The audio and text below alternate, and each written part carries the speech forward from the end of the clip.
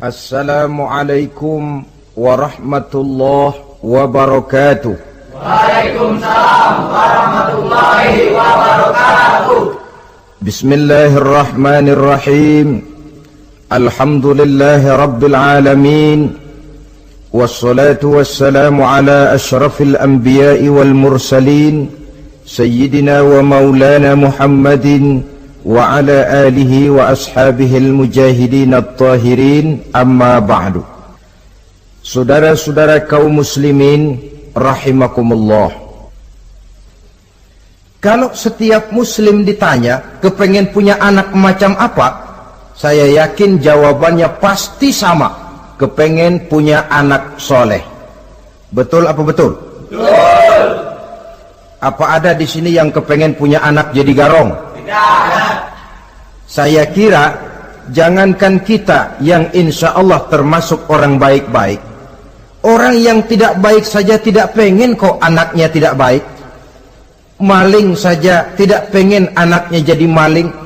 Copet saja tidak kepengen anaknya jadi copet. Dia masih bisa bilang sama anaknya, "Nak, bapakmu sudah kadung jadi maling, kamu jangan nurunin." Itu yang ketahuan malingnya. Maling saja tidak pengen kok anaknya jadi maling, apalagi yang bukan maling.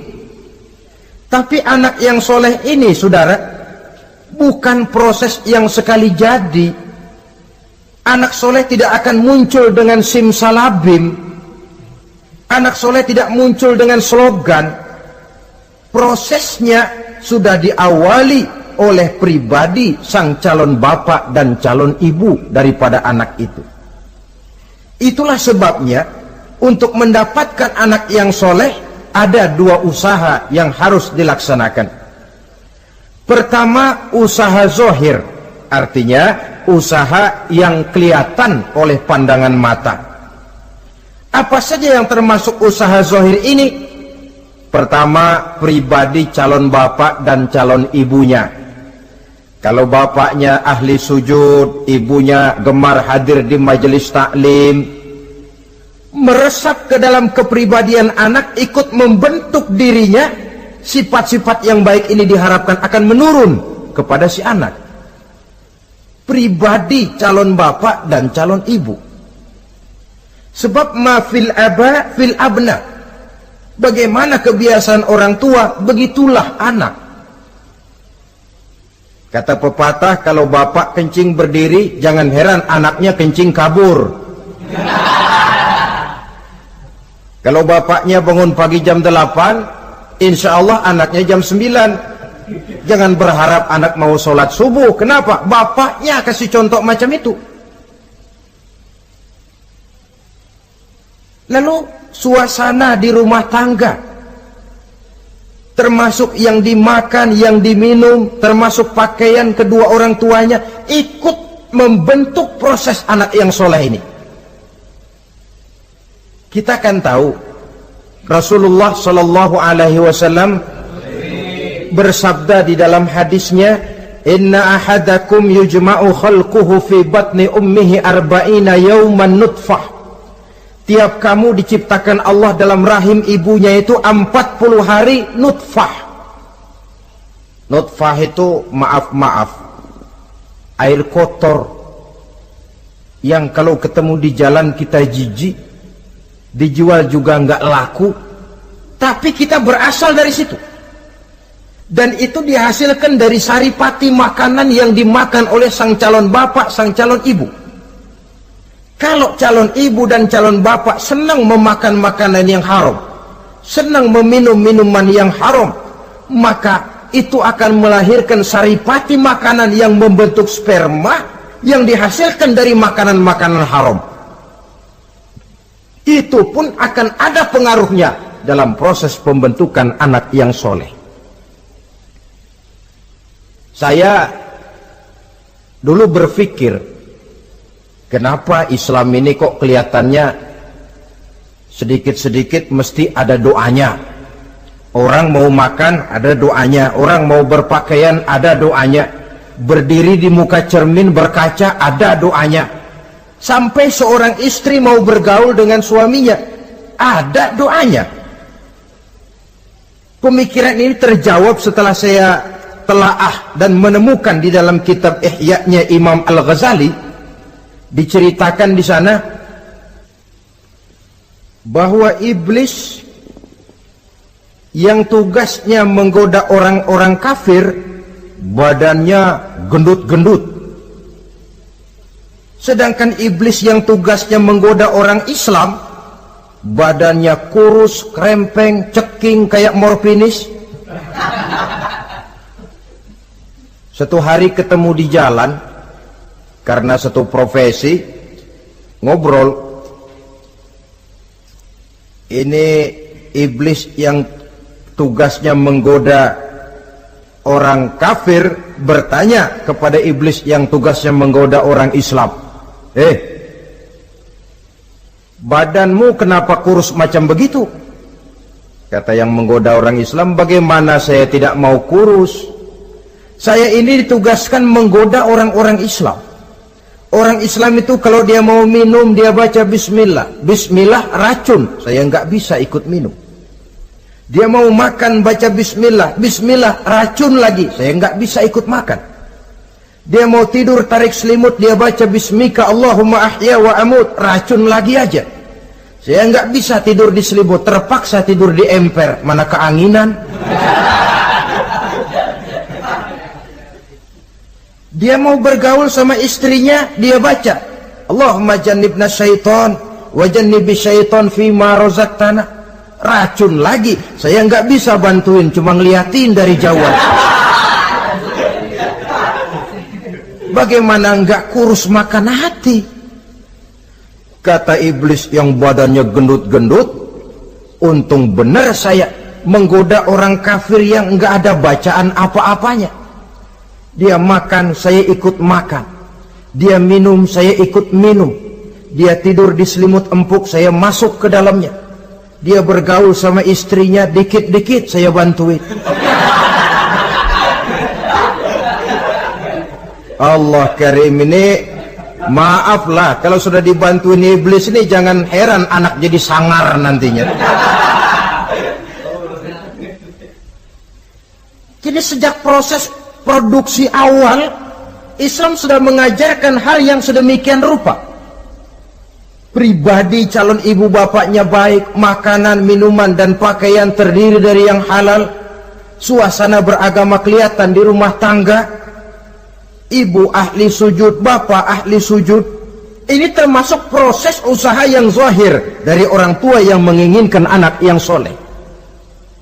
Sampai terjadi proses kehamilan. Proses kehamilan itu kata Nabi 40 hari yang pertama nutfah, 40 hari yang kedua alaqah, 40 hari yang ketiga mudghah. Mudghah itu embrio, cikal bakal bayi.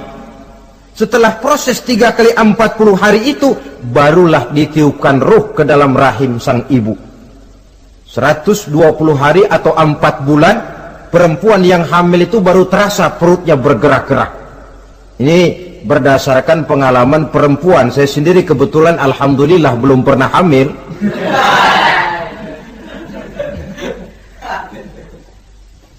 Saudara-saudara, sampai usia kehamilan itu 7 bulan, ada tradisi yang disebut nujuh bulanan. Itu tradisi dilaksanakan baik, tidak pun tidak apa-apa. Tidak ada perintahnya memang, tapi juga tidak ada larangannya. Apalagi berkumpul orang membaca ayat-ayat Al-Quran, memohon doa dan sebagainya. Sebab pada kandungan 7 bulan ini, embrio sudah mengarah kepada bentuk positif dari wujud manusia. Di situ dibacakan surah Yusuf, surah Maryam, surah Tabarak, surah Waqi'ah, tafaul namanya. Mengundang rasa optimis supaya membawa keberkahan kepada pribadi sang calon anak yang nanti akan lahir ini. Tapi jangan lupa orang tuanya mulai dengan soleh dulu. Jangan orang tuanya nggak mau sujud, nggak mau ibadah, istrinya hamil dibacain surah Yusuf supaya anaknya cakep kayak Nabi Yusuf. Begitu keluar anaknya kepalanya segi 4 kayak kaleng kerupuk. Apa surah Yusuf yang salah? Tentu saja orang tuanya yang tidak memulai kesolehan itu sendiri. Lalu usia kandungan 7 bulan ke atas, sang calon bapak mulai membantu-bantu istrinya. Kalau malam diusapi perut istrinya yang sedang hamil berat itu, sambil dibacakan surah Al-Insyirah, ya ngusap-ngusap sayang, bukan ngusap gemes. Alam nashrah laka sadrak wa wada'na anka wizrak allazi anqadha dhahrak, supaya Allah memberikan keringanan kepada kehamilan istrinya sampai kepada proses kelahirannya. Begitu sang jabang bayi brol lahir ke alam ini, sudah dicegat lagi oleh ajaran agama, diazankan.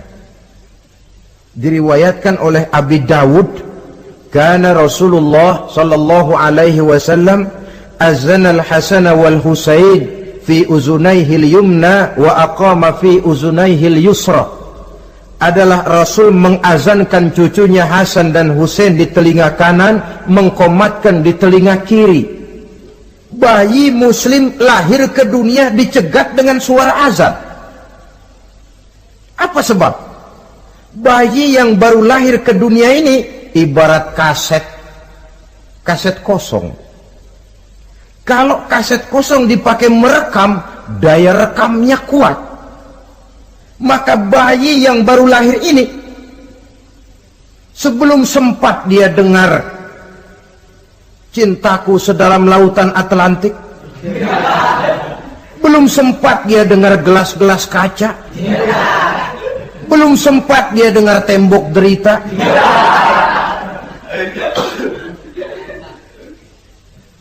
belum sempat dia menikmati serak-serak basahnya suara Frank Sinatra atau merdunya suara Madonna. Rekaman pertama yang masuk lafzul jalalah, Allahu Akbar, Allahu Akbar. Belum sempat dia dengar yang lain. Keagungan Allah yang didengarnya. Kaset kosong diisi dengan rekaman pertama berupa lafzul jalalah. Saudara hadirin yang saya hormati, lalu datang kewajiban orang tua setelah sang anak lahir. Apa itu? Memberikan nama. Jangan lupa, ini proses pembentukan anak yang soleh. Memberikan nama. Walaupun William Shakespeare pernah bilang, what is a name? Apa sih arti sebuah nama? Cuma nama saja kok. Biar adanya di atas lumpur, kalau memang intan ya tetap intan. Nama itu tidak banyak artinya.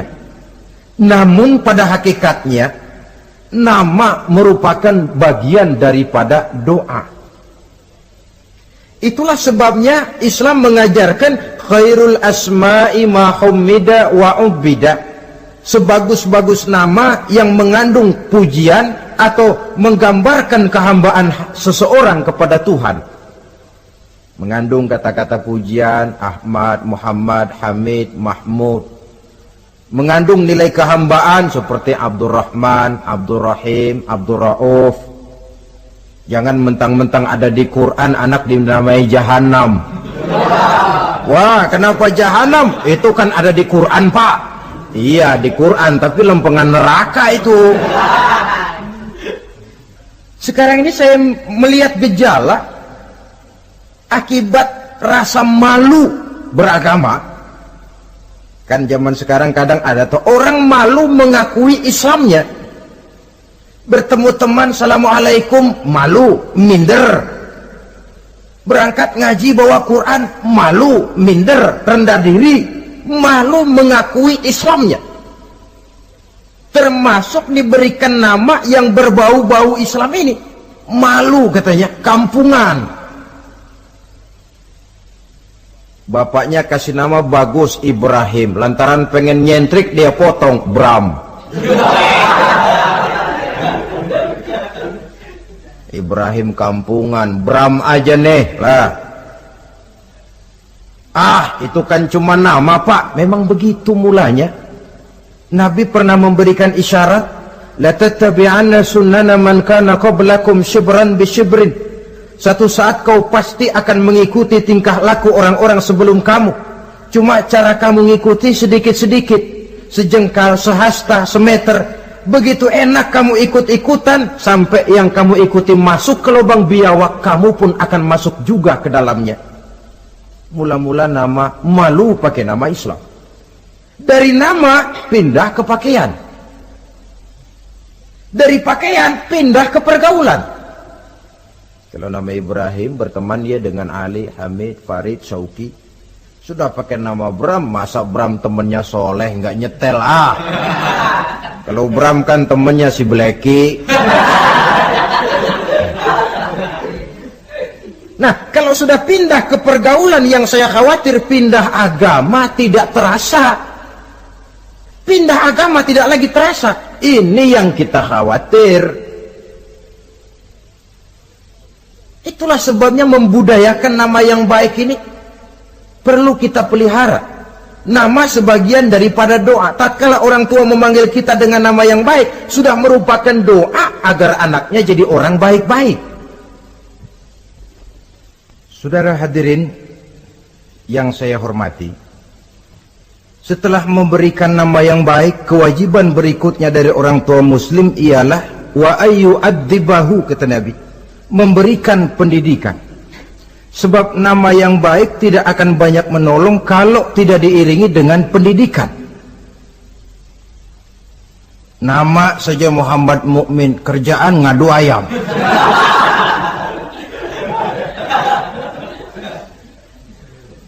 Nama yang baik tapi lantaran tidak diiringi dengan pendidikan, tidak akan banyak menolong. Nah, pendidikan ini dari mana dimulai? Dari rumah tangga. Al-bait madrasatul ula. Rumah tangga adalah sekolah yang pertama. Belum lagi anak kenal TK, ibtidaiyah, sanawiyah. Yang dia kenal adalah rumah tangganya. Gurunya adalah ibu bapaknya. Dan proses mendidik anak ini tentu merupakan proses yang panjang, memerlukan pengorbanan dari kedua orang tuanya. Namun prinsip lebih baik sekarang orang tua berkorban daripada menjadi korban. Kalau orang tua tidak mau berkorban untuk mendidik anaknya, percayalah pada suatu saat dia akan jadi korban, dilawan oleh kebrutalan anaknya sendiri. Biarlah kita orang-orang tua ini peras keringat banting tulang, pergi pagi pulang sore, kaki jadi kepala, kepala pun jadi kaki, untuk satu cita-cita agar anak-anak kita kelak lebih baik daripada kita sekarang ini. Mendidik. Karena kian hari kita dihadapkan dengan kenyataan peledakan penduduk, sulitnya lapangan kerja, persaingan hidup yang makin tajam, sulitnya ekonomi.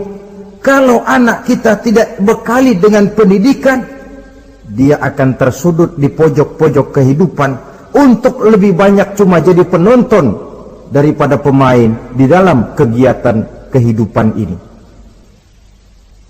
Nah, setelah memberikan nama yang baik, lalu mendidiknya, lalu datanglah usaha yang batin di dalam proses pembentukan anak yang soleh ini, yaitu mendoakan anak. Yang baik tentu doa dari orang tuanya sendiri. Sebab kata Nabi, doaul walid liwaladihi kadu'ain nabi li ummatihi. Doa orang tua kepada anaknya seperti doa Nabi kepada umatnya. Sebagaimana doa Nabi kepada umatnya tidak ditolak, begitulah doa orang tua kepada anaknya. Di keheningan malam, si orang tua ini sering bangun, tahajud, sujud dia di hadapan Allah dengan menitikkan air mata, memohon doa dengan doanya Nabi Allah Ibrahim, Rabbi habli minas salihin. Ya Allah, berikan kiranya saya anak yang soleh. Nabi Ibrahim tidak minta anak pintar. Nabi Ibrahim tidak minta anak yang tampan. Nabi Ibrahim tidak minta anak yang kaya dan punya kedudukan tinggi. Yang beliau minta, Rabbi habli minas salihin. Ya Allah, berikan saya anak yang soleh. Kelihatan ini ketika beliau punya anak bernama Ismail. Lalu turun perintah Allah, hai Ibrahim, potong leher anakmu Ismail. Nabi Ibrahim bermusyawarah, Ismail, saya abah, Allah memerintahkan saya untuk menyembelih leher kamu. Menurut pendapatmu bagaimana, mimpiku ini laksanakan atau tidak? Apa jawab Nabi Ismail? Ini bukti doa anak soleh. Abah, kalau memang itu benar perintah Allah, laksanakan Abah.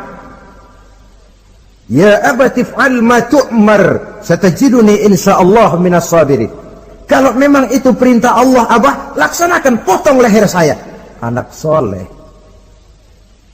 Kalau cuma anak pinter tapi nggak soleh, mungkin jawabannya nggak begitu.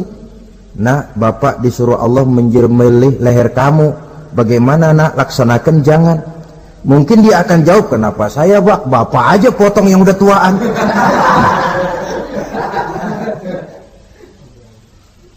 Doa orang tua kepada anak, atau boleh juga doa orang lain yang diyakini kesolehannya oleh orang tua tadi. Mengundang Pak Ustadz, Pak Kiai ke rumah, tolong doakan anak saya, tidak ada salahnya. Sebab Nabi mengajarkan aktsiru minan nas bidu'ail khair fa innaka la tadri min ayyi fahin yuqbal. Banyak-banyaklah minta doa kebaikan dari orang lain, sebab kamu tidak tahu dari mulut yang mana doa itu diterima Allah. Mungkin saja orang menurut pandangan kita kere, miskin, tidak dipandang orang lain, tapi kalau doanya Allah mau terima, siapa yang sanggup menghalangi? Banyak-banyaklah minta doa kebaikan dari orang lain, sebab tidak seorang pun tahu dari mulut yang mana doa itu akan diterima Allah. Doa orang tuanya. Inilah hikmah khitan yang pertama, proses pembentukan anak yang soleh. Yang kedua, khitan itu menanamkan kepada anak-anak muslimin sikap berani menghadapi hidup. Di waktu kecil sudah dilatih mengalirkan darah, seolah-olah orang tuanya berkata, nak, hidup ini adalah perjuangan, nak. Perjuangan itu peras keringat, banting tulang, mengalirkan darah, kadang-kadang mengorbankan nyawa. Hidup bukan undian, nak. Jangan mengharap untung besar tanpa mau peras keringat. Berani hidup artinya berani menghadapi segala resiko yang ada di dalam hidup. Di zaman sekarang banyak orang yang takut menghadapi hidup. Pakaian mau bagus, makan mau enak, hidup mau terpandang dan dihargai orang, tapi kerja keras tidak mau. Paling-paling istilah orang maunya cuman hardolin. Hardolin itu bahasa Jerman, artinya dahar modal ulin. Santai. Ini kan takut menghadapi hidup, atau melihat bahwa stres hidup begitu tinggi, lalu mengundi-ngundi hidup. Dipertaruhkannya hidup di meja judi, dipertaruhkannya hidup di gunung-gunung, memuja-muja setan dan sebagainya. Itu pun termasuk orang yang takut menghadapi hidup, tidak berani menghadapi resiko yang ada di dalamnya. Cuma khayal saja membumbung tinggi, tapi keberanian untuk bekerja keras tidak ada. Anak-anak muslimin sejak dini, sejak masih kecil sudah dilatih mengalirkan darah. Hidup ini perjuangan, nak. Bukan santai-santai, bukan berleha-leha, bukan berandai-andai. Tidak akan pernah sampai kita kepada tujuan kalau hidup cuma diisi dengan berandai-andai, berleha-leha, bersantai-santai. Dia adalah perjuangan, jalannya menanjak menurun, banyak onak dan duri di sekelilingnya. Kuatkan pribadimu menghadapi hidup ini, ditanamkan sikap berani menghadapi hidup. Itu yang kedua. Lalu yang ketiga, khitan pada hakikatnya merupakan peletakan batu pertama, dalam arti mempersiapkan anak supaya hidupnya nanti menjadi orang yang sujud kepada Allah. Secara tidak langsung orang tuanya seolah-olah berkata, nak, kamu dikhitan sekarang supaya nanti kamu bisa istinja, nak. Kalau kamu sudah bisa istinja, kamu bisa berwudu. Kalau wudu sah, kamu bisa sholat. Peletakan batu pertamanya lewat khitan. Jadi kalau sudah di khitan lalu dianggap selesai, sholat tidak diajarkan, wudu tidak diajarkan, ya sama saja dengan membangun rumah. Setelah peletakan batu pertama lalu tidak dilanjutkan dengan membangun yang lain, alang-alang yang bakal tumbuh. Sebab dalam realitanya nanti bukan cuma tubuh kita yang dikhitan, harta kita nanti dikhitan. Cuma khitan harta namanya zakat, infak, sodakoh. Itu kan harta dikhitan supaya bersih. Khitan juga namanya. Karenanya mengkhitan anak, mempersiapkan anak agar menjadi hamba Allah yang sesungguhnya, menjadi manusia yang sujud kepada Allah Tuhannya. Itu merupakan prakondisi ke arah pembentukan manusia yang kelak akan sujud kepada Allah Rabbul Jalil. Peletakan batu pertama mempersiapkan anak untuk hidup melaksanakan ibadah. Dan ini tujuan hidup. Allah jelaskan, "Wa ma khalaqtul jinna wal insa illa liya'buduni." Aku tidak ciptakan jin dan manusia melainkan untuk beribadah kepadaku. Masalah paling pokok bukan bertanya mengapa kita diciptakan oleh Allah, karena kita memang sudah ada. Masalah paling pokoknya ialah untuk apa kita diciptakan oleh Allah. Kalau saudara bertanya mengapa saya dibikin oleh Allah, itu hak Allah untuk menjawabnya. Manusia buntu. Sebab itu pertanyaan kita bukan mengapa kita diciptakan Allah, tetapi untuk apa kita diciptakan Allah. Yang bisa jawab tentu yang bikin manusia. Seperti juga kita tanya, Pak, untuk apa Bapak bikin bangku? Yang bisa jawab pasti ya yang bikin bangku toh. Sebagai pembikin, dia tentu lebih tahu untuk apa bangku itu dibikin. Untuk apa manusia diciptakan Allah? Jawabannya datang dari Allah. Wa ma khalaqtul jinna wal insa illa liya'budun. Aku tidak menciptakan jin dan manusia kecuali untuk melaksanakan ibadah kepadaku. Ini rupanya tujuan penciptaan manusia, agar kita menjadi orang-orang yang hidup melaksanakan ibadah dalam pengertian yang seluas-luasnya. Sejak ibadah pribadi yang langsung antara kita dengan Allah, seperti sholat, puasa, zakat, haji, sampai kepada ibadah yang tersalur melalui kehidupan bermasyarakat. Umpamanya membangun, memelihara kesehatan, menjaga keamanan di kampung, yang kalau kita niatkan untuk mencapai ridho Allah, insya Allah itu akan bernilai ibadah. Tujuan penciptaan manusia ternyata tidak lain untuk melaksanakan ibadah. Prestasinya di hadapan Allah bergantung kepada sampai sejauh mana nilai ibadah itu dilaksanakannya. Ini yang ketiga. Yang keempat, hikmah daripada khitan itu dari sisi orang tua, menempatkan perintah Allah di atas perasaan dan kepentingan pribadi. Ada enggak orang tua yang enggak sayang sama anaknya? Semua orang tua sayang kepada anaknya. Jangan anak sampai dipotong mengalirkan darah. Anak main saja, main layang-layang, jatuh, pulang kakinya berlumur darah, sudah ribut orang tuanya. Kenapa nak? Kenapa sayang? Kenapa raja? Aduh, raja lah kita. Tapi ini perintah Allah. Perasaan pribadi, kepentingan pribadi kalah oleh perintah Allah. Ini mestinya watak seorang muslim. Kalau sudah begitu perintah Allah, begitulah kita laksanakan. Soal keberatan pribadi, perasaan pribadi, kepentingan pribadi, nomor belakang. Yang penting perintah dilaksanakan.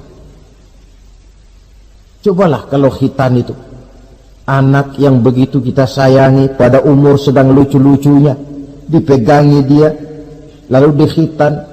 Kadang dia menangis, mengalirkan darah, sakit dia 2-3 hari belum bisa berjalan dan bermain dengan teman-temannya.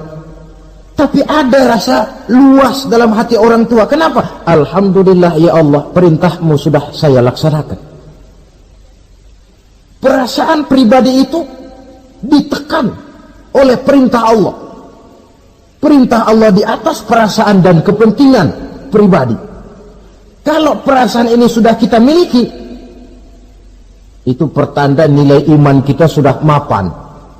Tidak cuma dalam khitan, dalam berbagai perintah agama. Hari Jumat berangkat kita dagang. Begitu 11:30 mendadak banyak yang beli, laku lagi. Sudah kedengaran suara azan, hayya 'alas shalah, hayya 'alal falah, pembeli makin banyak. Disitulah barometer iman kelihatan. Terusin melayani pembeli dan dapat untung banyak, atau perintah Allah yang sudah memanggil-manggil itu. Kalau perintah Allah di atas perasaan dan kepentingan pribadinya, dia akan tinggalkan dagangan itu. Dia akan bergegas menuju panggilan Allah. Saudara hadirin yang saya hormati, jadi perintah khitan ini mendidik setiap muslim agar perintah Allah berada di atas perasaan dan kepentingan pribadi. Hijau kata Allah, hijau kata kita. Putih kata Allah, putih kata kita. Ke barat kata Allah, ke barat kita melangkah. Ke timur perintah Allah, ke timur kita berjalan. Nyatanya kita ini sering paradok. Ke kulon kata Allah, nyetan kita berangkat. Ngalor perintah Allah, ngidul kita jalan. Putih kata Allah, hijau kita bilang. Paradok. Kenapa? Berpadu segala macam perasaan dan kepentingan dalam kehidupan kita yang kadang mengalahkan kepentingan agama, kadang mengalahkan kepentingan umat, mengalahkan kepentingan orang banyak. Tidak itu yang dididik di dalam pelaksanaan khitan ini. Ini yang keempat. Kemudian yang kelima, dari segi kesehatan, kulit yang dipotong, yang menutupi kulfah itu adalah tempat bersarangnya segala macam kotoran. Membiarkannya mengendap bisa saja menimbulkan kanker kulit. Maka untuk menjaga dan memelihara kesehatan, agama menganjurkan khitan. Di samping tentu ada unsur kepentingan biologis. Ini maaf-maaflah, kalau nanti orang sudah bersuami, sudah beristri, akan terasa manfaatnya khitan. Lain loh yang dikhitan dengan yang tidak itu. Coba saja tanya orang, makan pisang itu yang enak dikupas dulu apa dimakan kulit-kulitnya? Ya mesti tentu yang enak ya dikupas dulu. Kalau kulit-kulitnya juga dimakan, rakus namanya.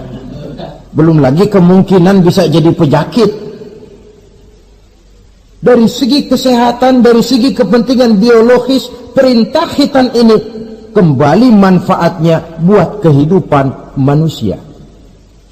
Itulah sebabnya di dalam An-Nahl ayat 123 Allah Subhanahu wa taala menegaskan, "Tsumma auhayna ilaika an ittabi' millata Ibrahim hanifa wa ma kana minal musyrikin."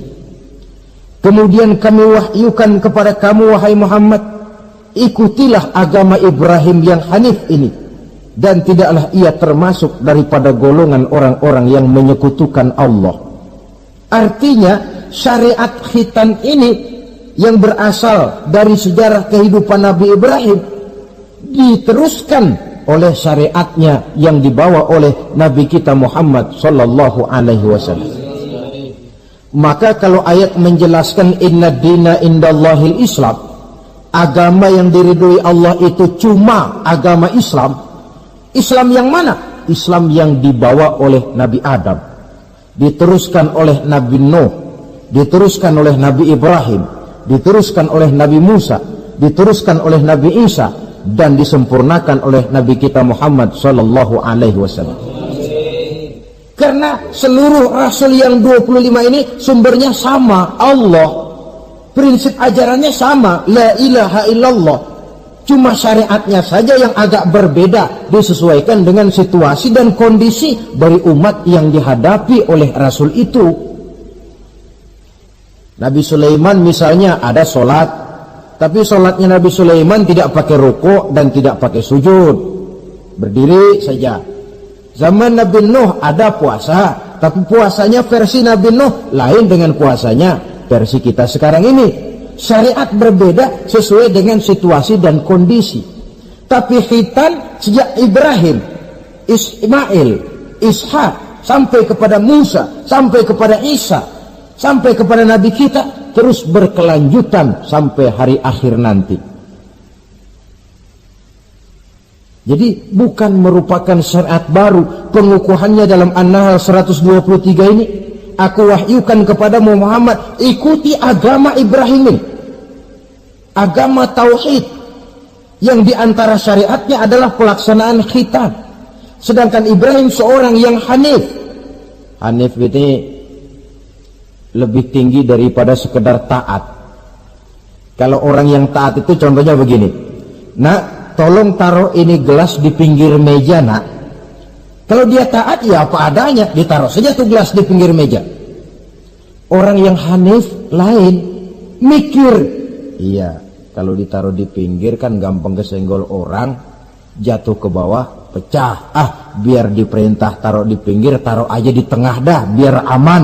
Ini hanif namanya. Tingkatan yang lebih tinggi daripada taat. Nabi Ibrahim seorang yang hanif. Tidak ada perintah Allah yang tidak dilaksanakan dengan sebaik-baiknya. Sampai pun perintah memotong anak sendiri.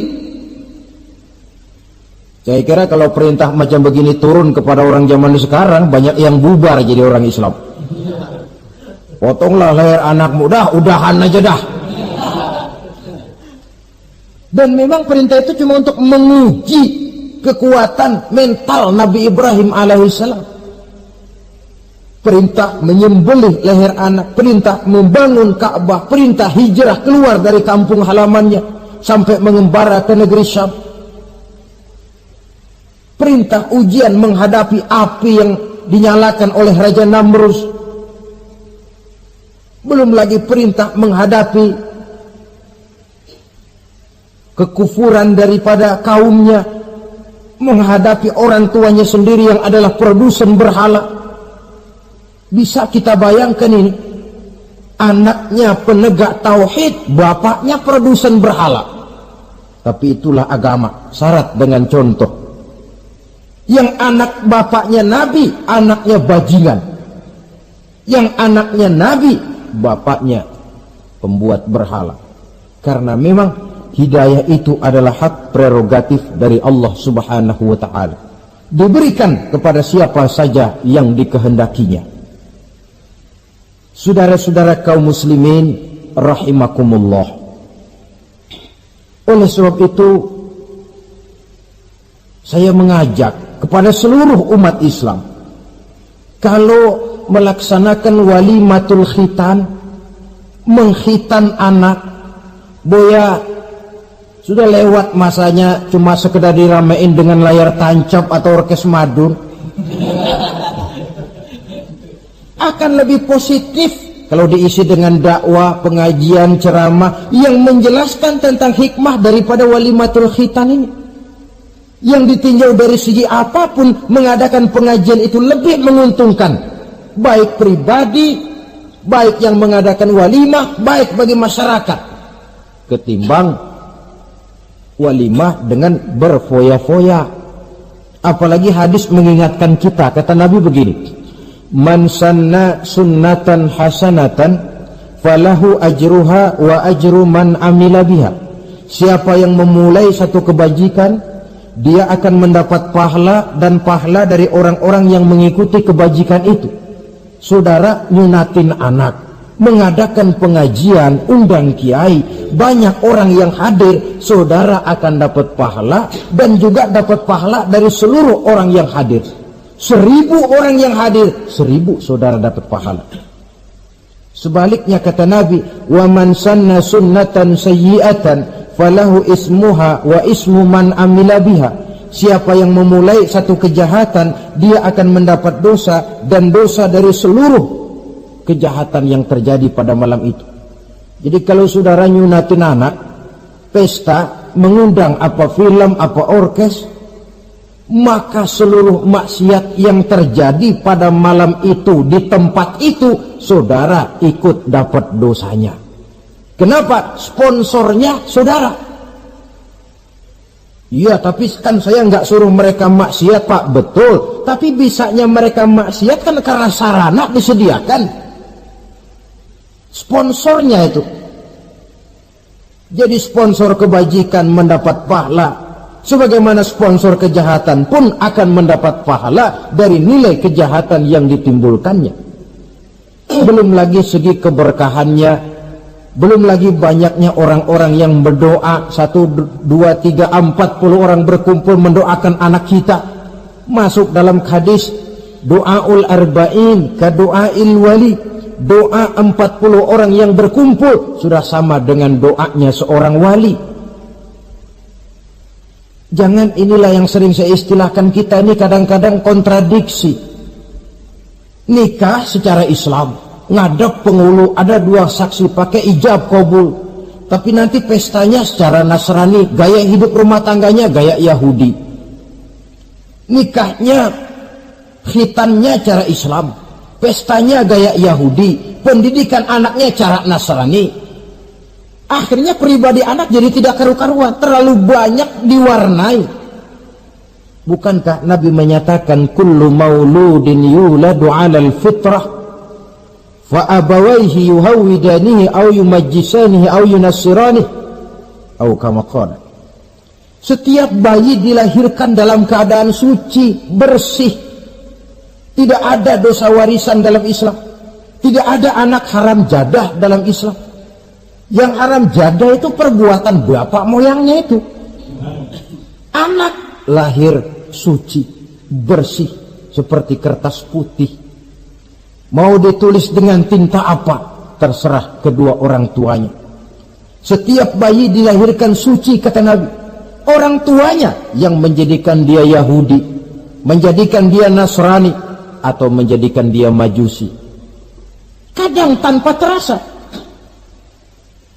Bapaknya Muslim, ibunya Muslimah, tapi anaknya belajar di sekolah Nasrani.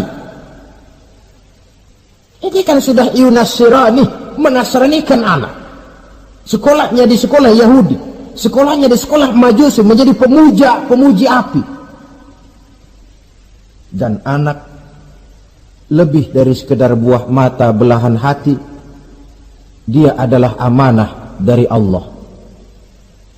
Gara-gara anak, orang tua bisa sampai ke surga. Pun gara-gara anak, banyak orang tua masuk neraka. Amanah yang disia-siakan akan menjadi beban daripada orang tua itu sendiri. Oleh karena itu, sekali lagi saya mengajak, hidupkan tradisi yang baik dengan memperbanyak pengajian-pengajian, baik dalam walimatul khitan, walimatul arus, atau berbagai kesempatan yang memang mungkin untuk itu. Makin banyak dakwah dan pengajian, insya Allah makin terasa akibat positifnya bagi masyarakat, agama, bangsa, dan negara yang kita cintai ini. Nah, saudara, inilah selintas tentang khitan pada pertemuan kita kali ini. Mudah-mudahan ada hikmahnya. Terima kasih banyak atas segala perhatian. Mohon maaf atas segala kekurangan. Usikum wa nafsi bitaqwallah. Aqulu qawli hadha fa astaghfirullahal azim li wa lakum. Wassalamu alaikum warahmatullahi wabarakatuh.